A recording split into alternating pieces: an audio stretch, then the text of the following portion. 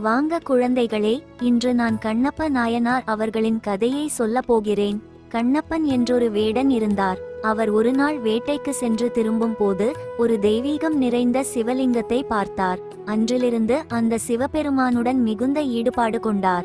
அவர் ஒரு வேடன் என்பதால் சிவனுக்கு சிறந்த மாமிசத்தை படைத்தார். அவர் வாயால் நீரை எடுத்து வந்து சிவனுக்கு அபிஷேகம் செய்தார். மழையில் நனையாமல் இருக்க இலையால் குடை பிடித்தார்.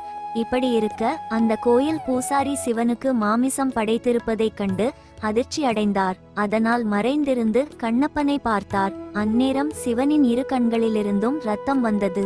சிறிதும் யோசிக்காமல் கண்ணப்பன் தனது ஒரு கண்ணை எடுத்து சிவனுக்கு வைத்தார். மீண்டும் தனது இரண்டாவது கண்ணையும் காலால் இடம் பார்த்து வைக்க தயாரானார். கண்ணப்பனின் தூய்மையான அன்பை கண்டு சிவன் அங்கு காட்சி தந்தார். கண்ணப்பனையும் கோயில் பூசாரியையும் ஆசீர்வதித்தார். பிள்ளைகளே, உண்மையான பக்திக்கு சடங்கு சம்பிரதாயம் தேவையில்லை. மாறாத தூய்மையான அன்பே போதும்.